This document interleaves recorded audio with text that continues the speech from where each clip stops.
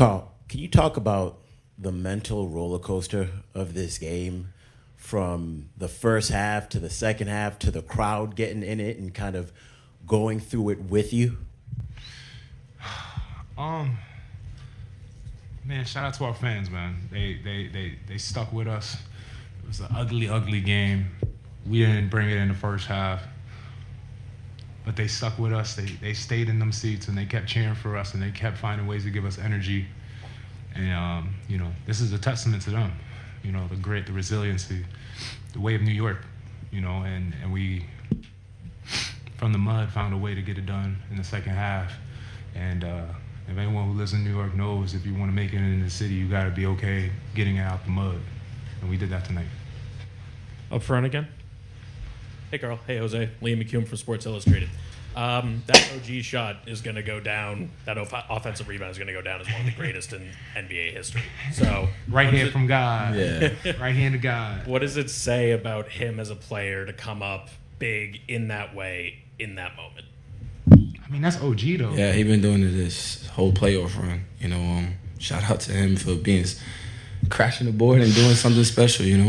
Man, that's what every time we in the game with OG, third quarter, second quarter, whatever, he may not be feeling like he's playing his best. Every time I talk to him, I said, I already know what OG Anunoby's going to do in the fourth quarter. He did exactly what I thought he would do. He gave us a chance to win, and that's all you could ask for from the best two-way player in the NBA. Second row on your left. Bobby Childs, WBLS 107.5. Question for both of you. The whole season, the bench, that you talk about the players, that everybody contributes. Tonight, Jose, you played in the fourth quarter out there. I'm just curious, what does it mean for you, Jose, to play the fourth quarter the way you did to help this win? And on a lighter note, as you guys prepare for the Spurs, what do the guys like Tyler and Ariel and Jeremy do on the scout team, and who plays Wemby? I mean, first of all, I think we all stay together, connected, and we believe in each other. That's the main thing. And, playing in the fourth quarter was, that's something when you play this game, that's where you want to play at fourth quarter. So, shout out to our bench. All those guys you just mentioned played a huge, huge role today. And, we all stepped up when our number was called. And, we glad we got the good job done today. Christian here on the right. Christian Winfield, New York Daily News. I got a question for both of you guys. I mean, it's not the first time you guys have come back from down big in the first half. I'm just wondering for both of you guys, halftime comes. Mike Brown said he didn't show any film. The coach didn't show any film. What was going through your minds at half when you were trailing 29 for each of you guys? And who said what? Did anybody say anything to, I guess, incite the run that you guys went on? I mean, for us, when we got in there at halftime, we understood we're disappointed with the performance we had in the first half. That's, of course, the result of walking in. But I've always talked about the unity and connectivity of this team. Went in there, people spoke up. Jose's, just saying we just gotta, regardless of how the result of the game comes out, we can't not at least work on our standards and be who we are. Yeah. And for me, I brought up experience. I said last year we were in this situation 2 games in a row in Boston. We found a way to get it done. It's experience teaches you a lot, and I think experience today let us know that we cannot let go of the rope. We always have a chance if we go out there and take it to another level and give ourselves a chance. All you can ask for after the half we had is we just wanted a chance. And sometimes you get lucky, sometimes you make your luck. We made our luck today. Yeah, and to Fido, what he was saying is basically I went in there at halftime and said, regardless of the outcome, these next 24 minutes, we better bring it, and show them how we really play basketball. And that's what we did. And obviously the outcome we won, but regardless, we needed to come out strong. And, because we got another game to play over there, so we needed to show them these next 24 minutes that first half was a fluke. Front left, Steve. For both of you guys, you're both local guys. To be at Madison Square Garden and feel what that was at the end, just nobody left the arena and the craziness out there. Just kind of what were you feeling? Did you even realize what's happening? No, I've seen people leave before the game was over in MSG, watching on MSG Network before. I I think for me, you could see my reaction, the emotion. It kind of spilled out of that moment. It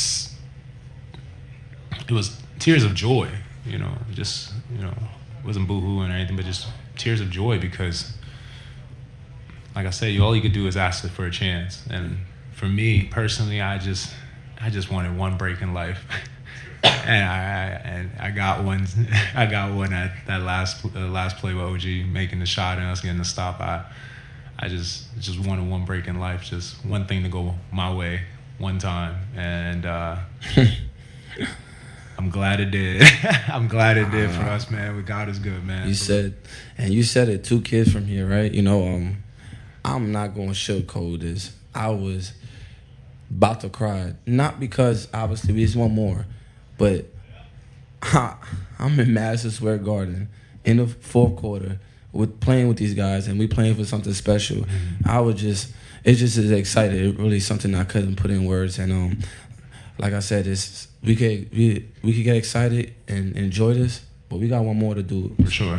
So that's the main goal, the next game. And to add to what you got to say, too, I mean, I feel for all of y'all who was here at the game, obviously, you could just feel the abundance of joy at one time from everyone at one time. The collective joy that came out of everybody for that one moment to hear the buzzer going off and not to see the ball go in the basket.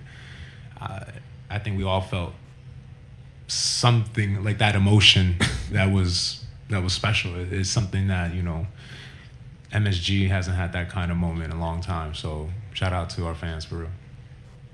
Chris in the front left. Chris Persian in Clutch Points. Que lo que. Mike Brown came out here and applauded Jose. And I don't know who, but some people joined in. There was applause for you in this room like 15 minutes ago. You came in, looked at the crowd and said, wow, special. Talk about being in this room right now, what you see, what you feel. It's crazy, 2026 finals behind me, just to be part of the journey is amazing. I appreciate, coach and everybody, giving me my flowers, but this is what I worked hard for, to be in moments like this and shine with it. So I'm glad it went our way today, and I definitely remember this for the rest of my life. But next game, this is the next game, man. We got to worry about when we play over there. Played with a lot of guards. What's special about Jose? I mean, it's tough for me to be a Dominican talking about a Puerto Rican like this. But I knew that he's man, when you talk about somebody who not only lives up to the moment, but plays with his emotion and utilizes that to his advantage, that's a rare quality. A lot of times you play with a lot of people and they play with emotion, but it gets the better of them. And for Jose, that emotion is what drives him and makes him take it to another level. He's a special player.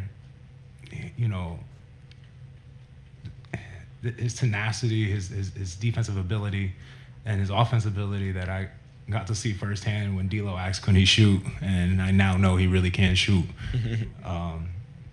It's special. He has so much to his basketball game that people don't give credit to, and I'm glad at this stage, on a night like this, he was able to show the world what he could do when he's given a chance. And Jose Alvarado clearly told everyone in the world tonight that he's a big-time player. That's a Dominican person saying that. I know right now. Save that right there. He's savage. Out on the floor, just kind of what was it like to be out there at the end when OG tips that in and you see not a person's left and it's just complete craziness out there? I mean, I was obviously ecstatic. I missed that block out at the end. Castle got the 2 free throws and went up. And then I wasn't in on that last play, so I'm just sitting there just, hoping my guys make a play. And OG, he's been amazing, since he's got here.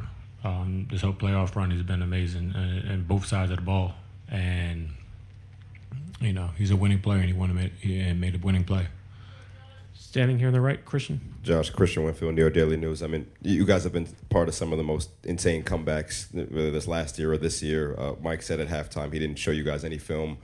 Just wonder what was going through your mind when you guys were in there at halftime, having been down 29, and if you said anything to the group to kind of spark a run at all. No, it was just continue to do what got us here. I think in that first half we didn't do that, and we got back to being refocused, and having better discipline.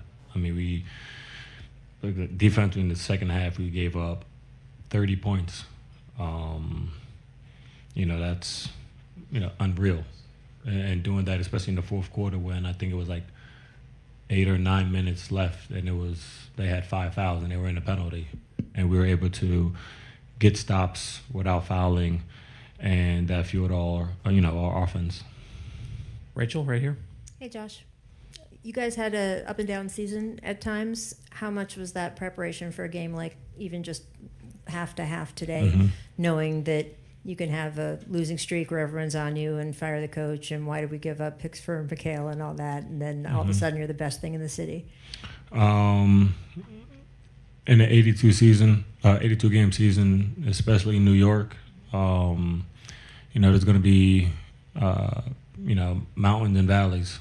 If we win 3 or 4 in a row, we're the best team in the league. If we lose 3 or 4 in a row, everybody's on the trade block. We know that, and that's why during the course of a season, you try to stay even and you try to continue to build those habits. Those championship habits that put you in a position, at the end of the year, and that's what you focus on. Sometimes it's not about the result; it's about the process. And every game, every second, every practice of this season that led us to this point. And now we have to go into San Antonio on Saturday and get ready for another battle. But that's why you always try to stay even, during the series. During the season. All the way on your left, fifth row. Josh, on your left, right here. I think basically anybody who's ever played basketball dreams of being a part of a game like that one. I know obviously it just happened, but can you describe what it's like just to be part of a game that people will probably remember forever? It's neat. Obviously, at the end of the day, we got to go out there and finish the job, and we can't be complacent or happy about this because like I said, they're going to come out Saturday, in their spot, their fans, and that's going to be a battle. But this game was crazy. Like I said, I got a special shout out, for OG, man, because he saved me, at least for this game, a lifetime of, regret. So, yeah, man, shout out to him. Take last two, one in the back, and then Fred over here on the right. Hi, Josh. Jan Tellez from FA News Agency. I wanted to ask you, if you had to rank the best basketball nights of your life, how would you rank tonight? Thanks. Probably